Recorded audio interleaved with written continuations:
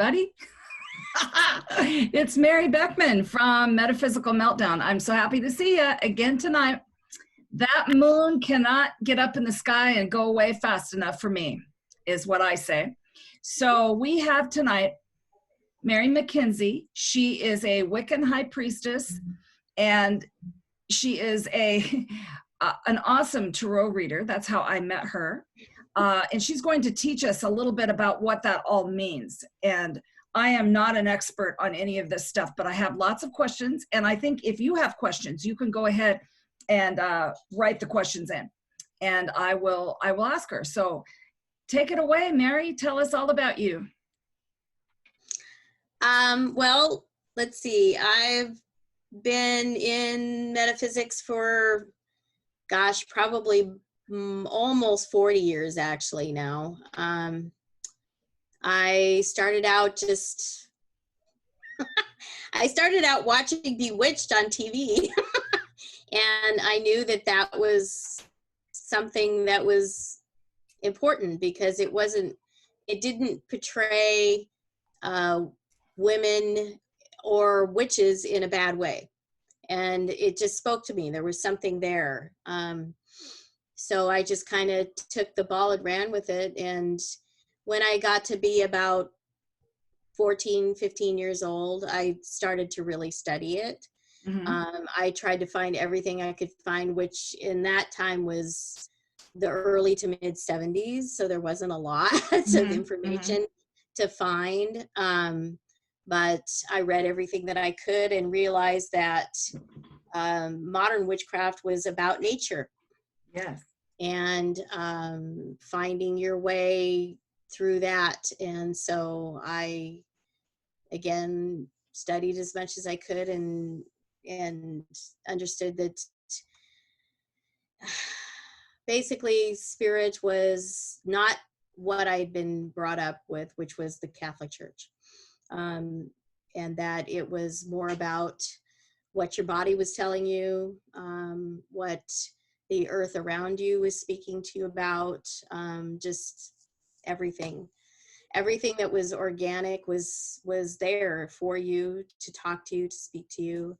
And modern Wicca now is a way to do that, a way to communicate to everything that's there that wants to speak to you and you to speak to that. And it mainly the bottom line is to remind you that you're not separate from everything, which I think is the most important message that any Wiccan can get across to people, is that we're really learning that we are finite beings, and that in a human sense, mm-hmm. and that we need to take care of ourselves. Our bodies are temples. You've heard that, but it really is true. And when you do that, a wealth of information comes to you. The elementals are very much a part of everything that you are. And when you understand that you're not separate from any of that, it all just comes together. Isn't and so what I've tried to do is become a teacher of that for people. Okay. So. Yeah, I want to ask you about that. I think a lot of people really love to Bewitched just for that reason. It confused me with the two Darrens, though. That really confused me. And I really like looking back on the furniture. You know, I'm all about the mid-century modern thing, you know. Mm-hmm. But, you know, sometimes Wiccans get a bad rap. But I think once people just even just this much, check it out, even just this much, you understand, you know, it's about go outside, have a potluck. You know, there's a lot to it. Yeah, so pretty much. I know that. Yeah. What is your tradition then? Do you have a tradition within Wicca? I do. Mine primarily is what they call Celtic. Okay. And more specifically insular Celtic, because the Celts were all over Europe and even went into Asia in Russia. But the insular Celts were mainly the British Isles. Mm-hmm. And so my original tradition that I worked out of uses mostly those energies on an elemental level. So the way that I try to explain it to people is, it's like a cross between magic, witchcraft, and shamanism. Mm-hmm. And shamanism is about being in harmony with all of the energies and elements, and learning how to contact them and talk to them and speak to them in a way that you can understand as a human. And in the British Isles, they have their own set of elemental beings. And so I have been trying through my groups and my coven to work with that energy. And specifically in my coven, we have our quarters, north, south, east, and west, but they're uh, ruled over, I guess, in a sense, by deities, gods and goddesses, that are also considered to be part of the gentry or the fairy kingdom, the fae. And I'm not talking about little garden variety little fairies. These are high holy beings, and a couple of them are actually from stories where they may have actually lived as people. The rest are energies, but we work with them insofar as the element that they represent. Like we have two in each, a male and a female entity, that represent fire, earth, air, and water. And so once you form a relationship with those deities, then you start to understand how they connect with that element, and then it just sort of blossoms out, and it's what we call the wheel of the year. And so each season, as you go around the wheel every year, reflects one of these deities, one of these beings, and where you're at in your life cycle, because you just keep going around the wheel as you age. It's where the term maiden, mother, crone comes from for women, because as you're young, you're the maiden. You haven't experienced your first menses, your first blood yet. And so that is something that is sacred, and you work with the energies and how they are before that and then after that, because once you come into mother, then of course you're more connected with the fertility energies. And then once that passes, you move into the crone stage, which is more about aging and being an elder. And once you lose the ability to make life, you can gain more psychic ability. It's sort of like when people lose their sight or their hearing, they gain more on other levels as you move farther into that. And men also go through cycles. Men are more light dark, sun, moon, winter, summer. But yeah, it's all about that wheel, about the cycle. Everything comes out of that, and that's our main focus. The tools that we use, how we work with crystals, plants, the herbs, everything comes out of that cycle, that spring, summer, winter, fall cycle every year. So yeah. And you meet together in your group, right? Yes. There are different what we call Sabbats, or celebrations, that we do all around the wheel at each time. Like, for example, in the spring, there's Ostara, or the spring equinox. We celebrate that because that's the time when everything is just greening and becoming new. So the energies you work with there are anything that you want to start fresh or start new. And in my tradition, that's the element of fire. The elements can switch a little bit depending on the Wiccan tradition. Mine is based on, interestingly enough, the topography of Ireland. So the south is earth for us, because that's the greenest part of Ireland. The west is always water, it's an island. And the north is air, because that's the coldest part of Ireland. That's the winter area.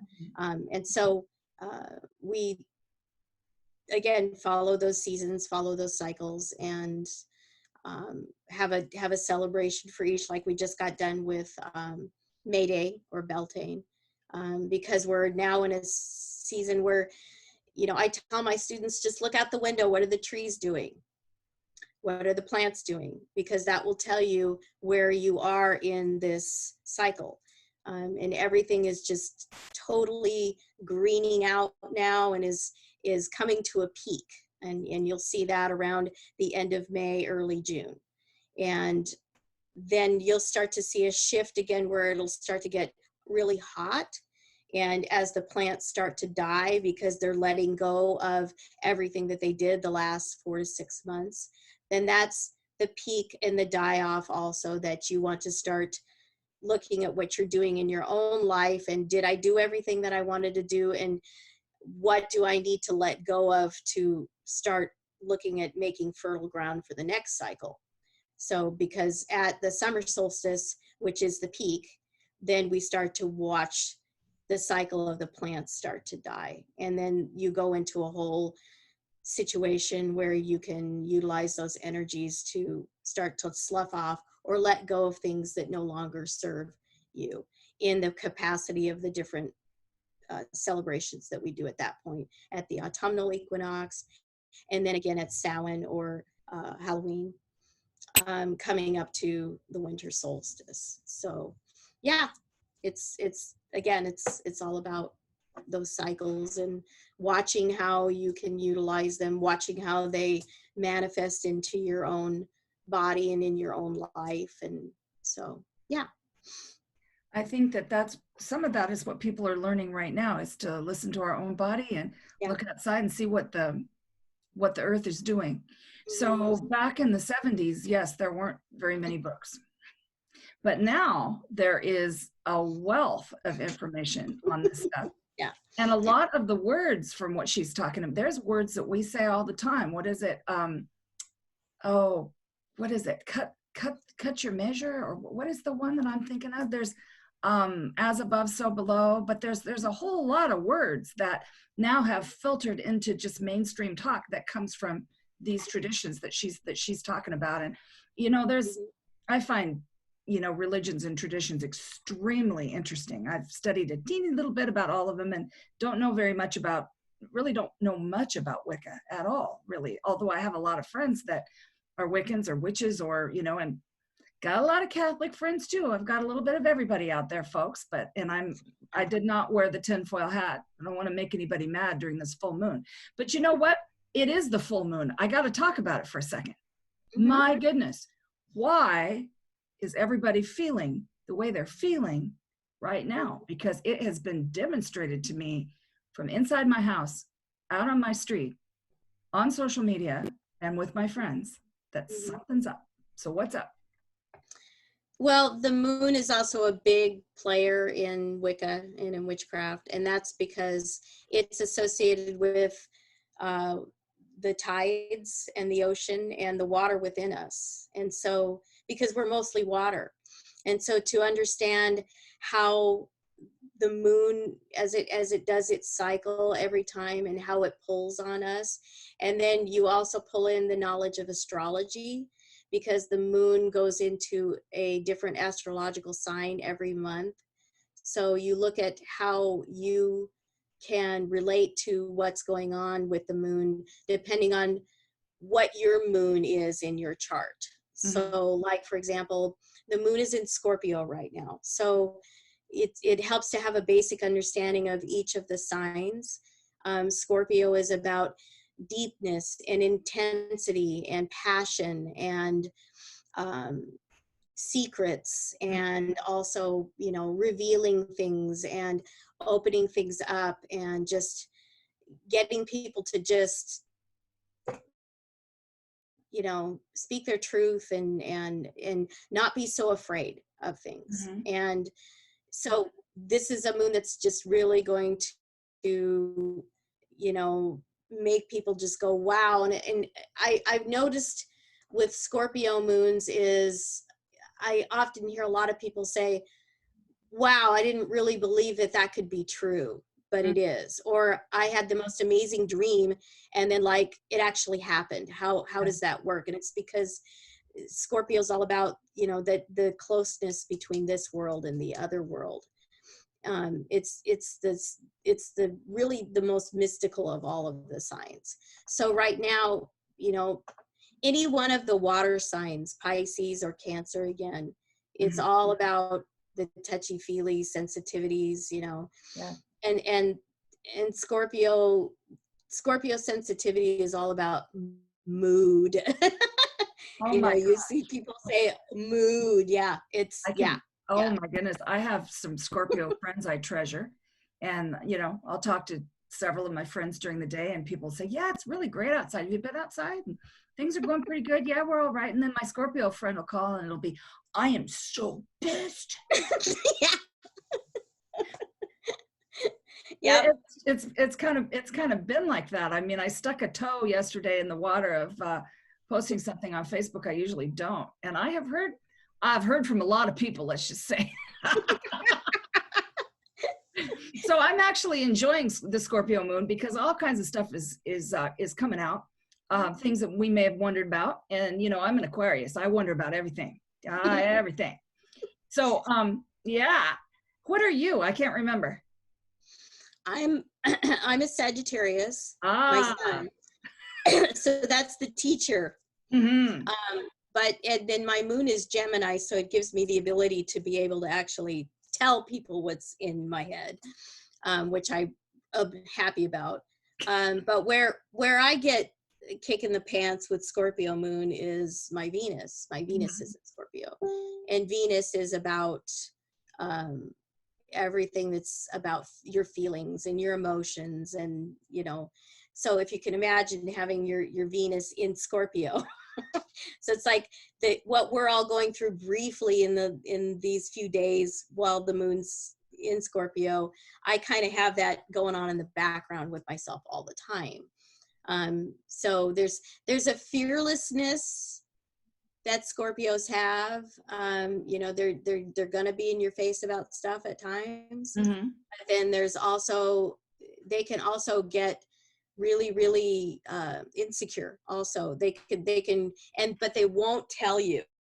Oh my gosh. They won't tell you about it until So I do have a question. I'm hoping anybody that's on, please ask her questions. She is a tarot reader, but she's very quick psychic too. So I have noticed, again, in the home, out on the street, okay, about the divine masculine waking up. And, you know, my divine masculine got a dog, boy dog, Chief Beckman, and my husband, who is looking around outside just going, it's so beautiful. Things are so beautiful right now.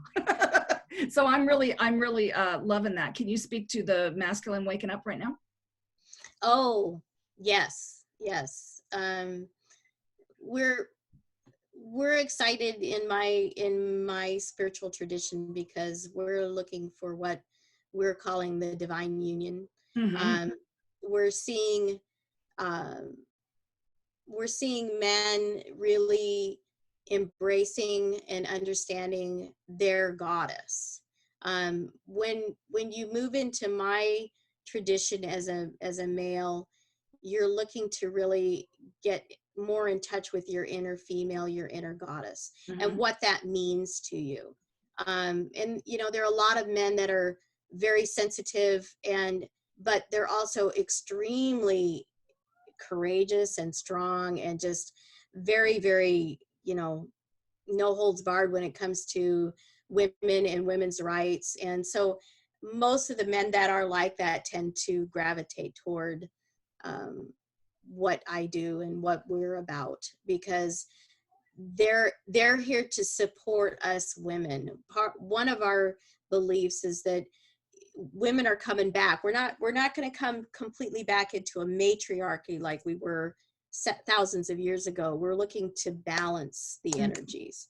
But in order to do that, we do need to rebalance and take away a lot of the power that the patriarchies come into.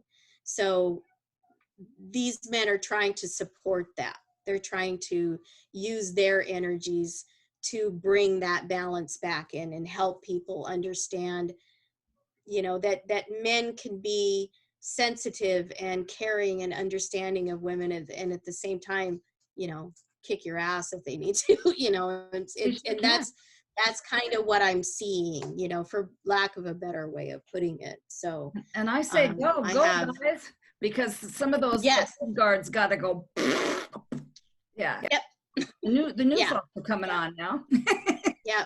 We're just trying to bring that balance back more than anything. So, Well, there's a couple people that we want to say hello to because lots of different people. I notice no matter what is going on, I have a couple of the same folks that watch, which is really great. But I have all kinds of new people depending on what folks are talking about. Tonight we have Vicky and Kathleen. There's Kathleen. She's up late. Trudy and Marcy and Kelly and Gretchen, Jen, Deb, Angel, Seraphim, who must be one of your people. I don't know who that is. Pat, Monica, Angel, Stephanie, Roseanne. Gosh, there's lots of folks. And my other Kathleen, look at that. That is awesome. So Monica is a family member of mine. So that's cool to see. Every once in a while, some of my cousins or some of my family will get on, which is cool. So around about what age were you when you discovered that you had an interest in tarot? Because, you know, with tarot, I don't get tarot. I know how the pieces move, but I think that's jailbird chess, if I recall correctly. But I don't get tarot because I get the piece, you know, the picture in my head. But there's a lot of cards there, dude. So can you explain it a little bit? well, it's mostly about divination. But I take you through my tradition. It takes a whole year. It's called a year and a day. And one of the things that we teach the students is to find a method of divination. And the purpose is to help hone your psychic skills, because of course we all have them. And so that's how I got into it, was through this path. And one of the very first groups or covens that I worked with, I was encouraged to find my divination method. And, you know, I tried different things. I tried the pendulum, lots of different things. And I was with a friend and we went into a metaphysical bookstore, and she took me over to the tarot cards and she said, this is what I really think you should look into.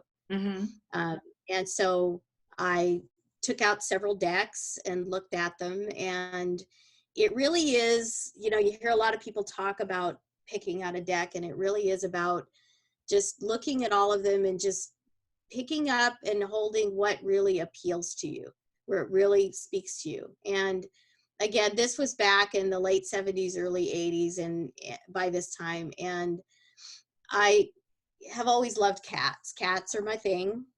And so there was a deck called Tarot of the Cat People. It's an interesting tarot deck because the woman that designed it, actually, it started out to be a science fiction story. And instead of being that story, it ended up being the tarot cards. So it's a really interesting deck, but I really like the tarot because I utilize it when I do tarot readings, I'm all about service and helping people. That's what I want to do. And I haven't really been very confident for a really long time about my abilities. And so it was suggested to me a long time ago to use my tarot skills to bring that out. And I've noticed in the last 4 or 5 years, more recently, that working with a tarot more, it gives me an ability and a confidence to be able to actually click into everything else that I'm feeling and sensing and hearing that I need to talk to the querent about, the client about. And so that's kind of why it's all kind of gelling and working that way now, is that I like the tarot I use it as a tool to be able to see and understand what is going on with the person, because it isn't that they don't want to talk to you about what's going on with them. It's a lot of times that they don't really know everything that's happening to them, or they have something happening to them, but they can't articulate it, or they're missing a piece. And so when they come to me, the first thing that I do when I put the spread out is I'm like, well, there's this, this, and this. And they say, yeah, I get that. I understand that. And then I'll say, and then there's this. And they're like, oh, okay. I didn't see that part. That's what's missing. And so with the tarot spreads, you're able to kind of put it together like a puzzle and go, okay, well, this is what you're missing. And if you're able to kind of put all of that together, then you might be able to work a little bit more with what you're trying to do. But I always tell people with tarot card readings that it is not set in stone. It's really, really important that I bring that out there, because a lot of people are under the impression that when a tarot card reader does a reading, I get a lot of people who are frightened of it. They don't understand it. And they think that once she lays the cards out or he lays the cards out, that's exactly what's going to happen. And that isn't what's going on at all. When you see a reader, what she or he is doing is they're pulling out a possibility, and they're looking at what's going on right now that's got the strongest energies that are backing it. And you are able to see, this is what I'm doing, this is what's going on right now. And if I don't change course or choose to change course, this is probably how it's going to go. And so it kind of gives you a glimpse as to what you're doing and where you're going if you don't really have the whole picture. But I like to say, okay, now that you've gotten this glimpse, you've been able to see a little bit through the window what you're doing, now it's up to you as to whether or not you want to continue with that, or if you want to change it a little bit.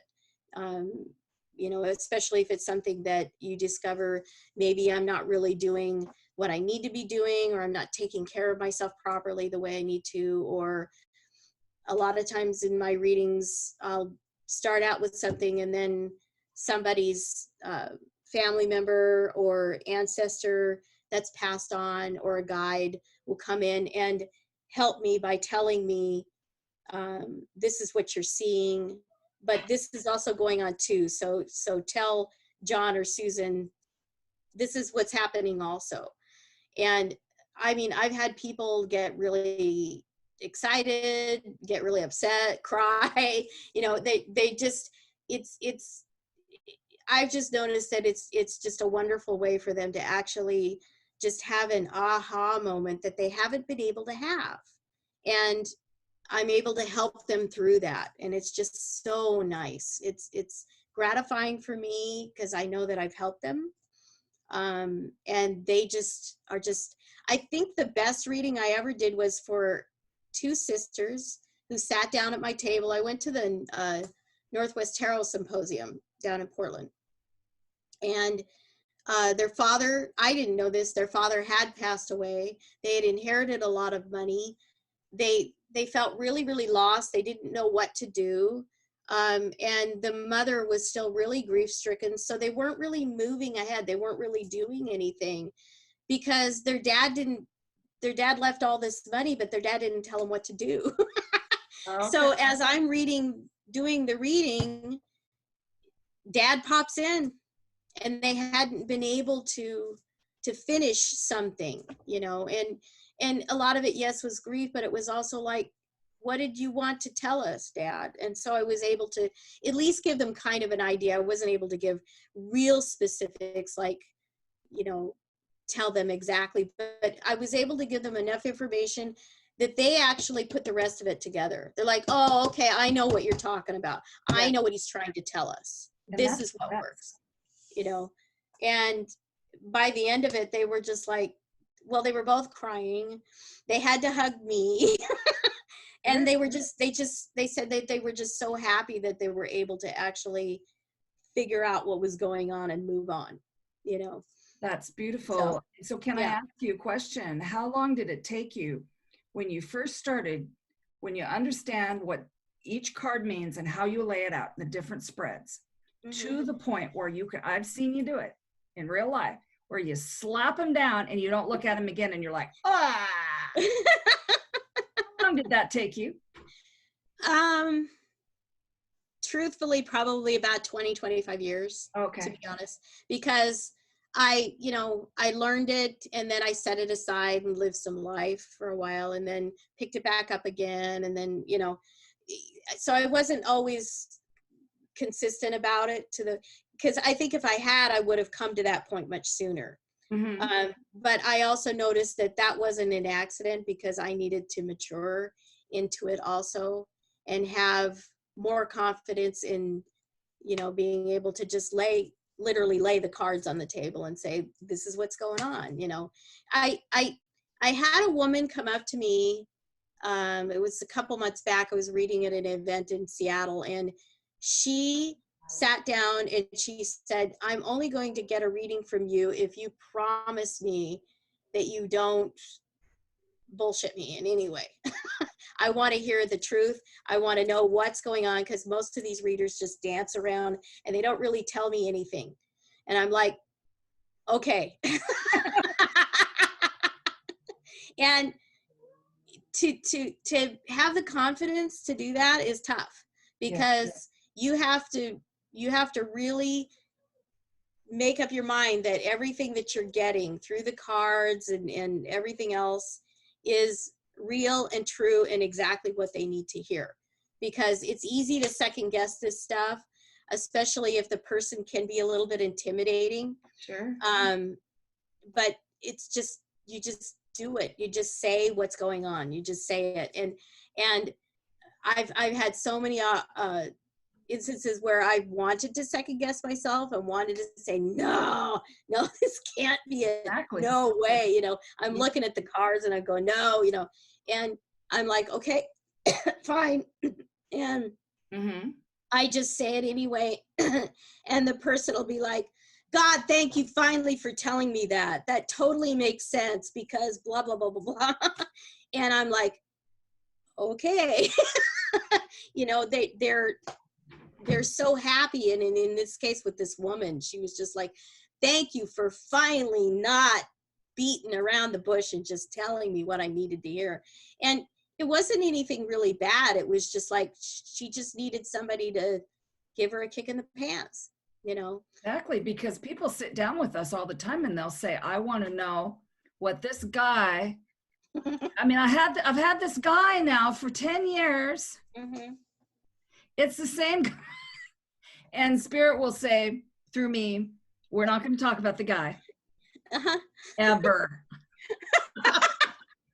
Because it's not about the guy. Oh my God. Yeah, you have to have the confidence. But what else you're saying there, though, is that you have to have the love for people. Because I know you have deep love. I had to wait for you one time when I first met you. I had to just sit over at the side and I waited while you went through a couple people. And by golly, yep, you hug people, and people, people feel like they're getting a loving, solid look at whatever the heck it is that they think they want to know. Yep. So you talked about the Tarot Symposium. Is that, I always say Tarot. I think it's what you heard when you were growing up. I know it's Tarot and all kinds of different ways to say it, but is that the Portland one? I can't remember. Yes. And that's a big one, isn't it? Mm-hmm. Yeah. It's wonderful. There's lots of different readers there, but I liked it because it's a chance for people who are more or less professional tarot card readers, which I have become, to take, be amongst your peers and take classes to hone your skills very specifically about different things about the cards. There's a whole system you can utilize through a mystical system called the Kabbalah, which is that mirrors your DNA. It's about what your DNA is telling you. And that's an ancient system. I mean, there's lots of different things that go on at that event that help tarot card readers become better tarot card readers. So it's a wonderful event. It looked like all of you guys were having fun. A bunch of my friends were there. Yeah. I mean, I'd love to go to something like that, but I'd have to lie to people. I'm like, wow, what is that? What do you think that means? And I'd have to say, and here's your grandpa, and this is what he wants you to know. But I do have a bunch of decks. I have a bunch of decks because they're fascinating. Of course, I have Jeffrey's deck, Jeffrey Ozanon, and we're hoping that he comes on. And just the other day, Grace, who does the type of readings that you were talking about. She was just on the other day. So that's what I love about these little podcasts, is we get to bring a lot of people's different types of work out. But can you tell me what are you doing to feed your very own soul right now? It's such an interesting time. What are you getting out of this time right now? Oh man. Well, I had a lot of life happen to me. My mother passed away, and then I ended a marriage and had to sell a house. So, and all of that happened all like boom, boom, boom, boom, boom. So for the last 2 years, I've just been being alone, living alone, relearning what it's like to be alone. And so actually when this happened, it wasn't too much of a change for me in lifestyle, because I do live alone. I think what I have learned is that it's very important to don't put off till tomorrow what you can do today, because there were a lot of things that I had been putting off that now I can't do, or on hold. So I learning that I need to step up more to what is coming to me at the time, but do it in a way that is okay for me to do and nurturing for me to do. It's like I can tend to sometimes watch other people and go, God, they're doing this. I mean, it kind of blows my mind watching people who are in the spiritual community who are also overachievers. Mm-hmm. And I think they're amazing people, but they make me tired just reading all the things that they're doing. And it can also make me feel like, man, I'm not doing anything. And then I have to stop and go, you're 55. It's okay. What you've done all the way up to this point got you where you are at now. And that's okay. Everybody has their level. And, maybe you feel like you haven't done some things yet, but what do you have? You have major life experience. I've had all kinds of things happen to me. And I can take that experience, and when I'm doing a reading with somebody and they talk to me about, losing a child, having an abortion, or, ending a marriage, or, going through something like that, I can relate to them. I can really sincerely empathize with them. And that's really, really, really important to me if I'm doing something where I'm working the healing and I'm working the helping and I'm doing the service, is that they can relate to me, because then I could see the seeds that are planted. Then I can see the light come on. So this time right now for me is honing those abilities and really getting to know myself as much as I can. This morning I had somebody kind of retort back sort of negatively to something that I had commented on something. And it was along the lines of, well, you could have said something really intelligent, but instead you just sort of didn't. and this guy was, I knew him sort of, and he's a very nice man, but he's very much an intellectual. Okay. And I am not. I will tell you flat out, hands down, I'm not an intellectual. I'm certainly not stupid, but I am not an intellectual. And so I just basically looked at it, and I, because normally I don't respond to stuff like that at all, but I was like, nope, I'm feeling something and I want to say something. So maybe it was the Scorpio Moon, I don't know, but I said, I am not an intellectual. I'm a poet and an artist. Good for you. So I owned it. I owned that. That's what this time is about. We're supposed to be, last month was like that. And this month we're supposed to be saying, this is who I am. I don't know what else to tell you, Yeah. And in fact, I said the very same thing. I don't remember what day it was. I think it was yesterday or the day before, because I've been going through a really big healing thing for about 6 days. Mm-hmm. And I just stood up and I said to my husband, I'm going to say that. And he's like, because generally, I'll think about it. I'll write about it. I'll call somebody. Yeah. These days, nope, gonna say it. Gonna say it. you know, you don't get to this point in life where now everybody's hair is turning gray now because, you know, we can't do whatever, and without being able to say a couple things. And what I have to say about that, everybody, is now's the time to learn how to just say, that's that person's opinion. And just like belly buttons and Camaros, we all have had one, or we have one. You see what I'm saying? So we're going to give a little bit of space for everybody's opinion, because you know what? There's truth all over the place that we're uncovering. And my truth that I know today on whatever the hell the day it is, oh, sorry, I have to use my own F-bomb for myself. Whatever day this is, might be my truth tomorrow, you know? So I know that you do some fairs, but I really want people to know where they can find you. And then I want you to say anything else you want to say about anything you want to say, because the other day I forgot to ask the person about what their final thought was. And I don't want to do that anymore. I want people to, I know that you've been thinking about this for a few days because I asked you a while back. So what was the thing you wanted to talk about when you came on today? Well, I had it written here, so let me look at this. I knew it. Well, you know, I guess what I wanted to say was what I can bring that's different, because I have done a lot of psychic fairs. I had been on my like 5th year now but you know, everything kind of is on hold, but I was terrified to do them because I would walk into the room and I would see 25 or 30 different people, and I'd be like, what can I do that they're not already doing? You know, it was very intimidating. And I've learned that I have a unique way of looking at things that is very, very grounded. Mm-hmm. My mother was a Virgo, and she was very grounded and very full of the piss and vinegar of common sense.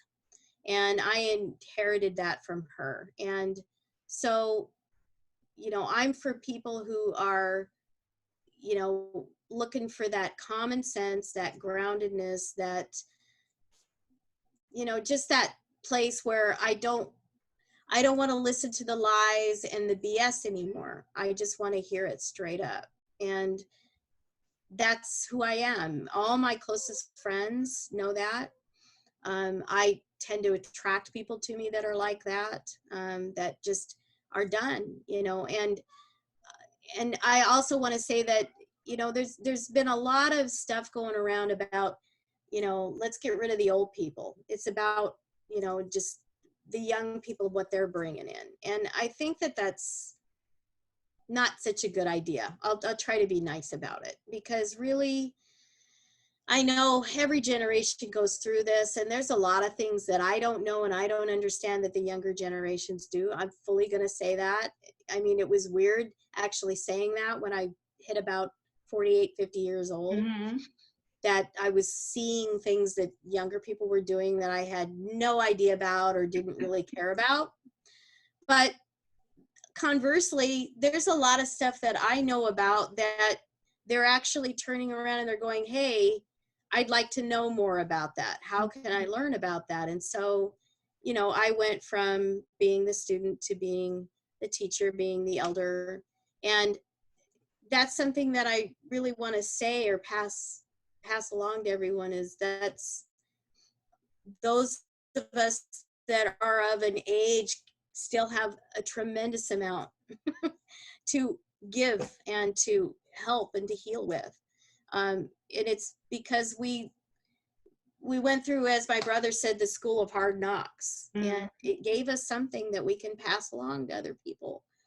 And so somehow the two merged with me, just the tremendous amount of life experience that I've had and my learning in spirituality. I just tried to combine the two, and it's been very, very interesting to me. So that's the difference that I'm trying to bring, is I'm trying to bring a no-nonsense type of groundedness and common sense into the spiritual world, insofar as my focus or how I see it.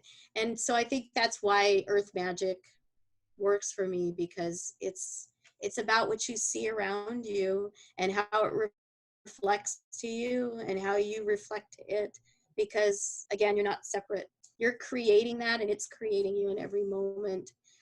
And to see how that all works in your life is unique and special for every single person. So understanding how to do that, you know, how to make that work for you is what I want to help people with. So. And you do it so well. And we have to give a shout out, because here in our community, I wouldn't call them seniors. I call them elder statesmen and women. Yes. Yes. And I tell you, those folks, when I get up in the morning, I think, you know what? I want to be like Carol and Lou and Ed and some of these folks who have been in this business for quite some time. I'm forgetting a whole bunch. There's a lot of folks that I think are pretty cool that have been around for a little bit. Those guys are the knowledge. Yeah. They're the knowledge. Also, oh gosh, I forget the person's name. It'll come back to me. But anyway, yeah, I mean, it's the old guard that we're saying goodbye to, not the old people. Yes. We don't want to say about the old people. Good God. Plus, I've noticed that lately I've been saying young man and my dear, and that nice young man. I'm like, oh my God. Tom asked me the other day, he says, did you just call the pharmacist honey? And I said, yeah, I did. I did. And you know why that is mostly is because I can't remember people's names, but it does come tripping off after about 50. Yeah, you do that kind of stuff. So how can people find you? How do people find you? Probably through Facebook is Okay. the easiest way to do it. I also am on Instagram. My Instagram is Miniature Witch. That's a friend of mine came up with that, and I loved it because I'm only 4'8" tall. So it's Miniature Witch, but witch is spelled Wytche, like Old English. Okay. So you can find me on Instagram and just shoot me a message there. I'm on Facebook. I'm just Mary McKenzie. So it's a little bit more challenging, but you know, anybody that knows you, I'm friends with you, they can find me that way. I also have a website, and I can post that later once this is over with. And that goes into a lot more detail as to what I do, because I also do energy healings. I do DNA activations. I do house blessings and clearings. Mm-hmm. I also do hand fastings. I'm an ordained minister, so I can actually legally marry you if you want to make it legal. That's it. That's what I wanted to ask you about. Yeah. It's on my paper. I forgot I was so excited to talk to you. I forgot. So you are ordained, because I saw you getting ready to marry somebody. That's awesome. Yes. And I didn't realize you were an energy healer too. Mm-hmm. Yes. Yeah. So, and I can also do clearings. I do a specific type of clearing. So if you're having, one of the things that we believe is if you start to have a lot of issues and problems, it's likened to a mirror getting gunked up with a lot of dirt, and you need to be cleaned and cleared. And you understand that because you do a lot of that kind of work for people also. I do it a little bit differently, more with sound and with burning certain incenses and herbs and stuff to clear that energy out. But people can also have problems because certain things will attach to you and start messing with you, and I can get rid of that stuff too. All right. So I do lots of different things to help you move along in life a little bit easier. Very good. And if that's okay, I know most people did not ask you questions other than me. So what I have found is that people may send you a question. So I hope that's okay. No, that's fine. Yeah. The goddess's time all night. But what I'm saying is, if you have not had a reading, please find Mary McKenzie. I think she is really, really great. And I think, and I just really thank you for coming on tonight, because you answered some questions. And so I think, I really do think that's all I have for you tonight. And everybody, I thank everybody for coming on with us. So if you could please like and subscribe Metaphysical Meltdown on YouTube is how you will see this later, or you can send it off to people if you're not seeing it live. We've got so many amazing people coming on. I think tomorrow is Lola, who is a light language, she's a musician, but she's also a reader too. She does art and she's a singer. She just does a lot of different stuff. I think you know Lola probably from the Tarot Symposium. And then next week is just full of all kinds of people too. So I'm going to be doing this for a little while just hanging out and napping and, you know, trying not to be pulled by the moon. So good night, everybody. Don't forget to go out there. Don't stay out too long. Thank you so much, Mary. My love to you. Thank you too. And to all. Good night.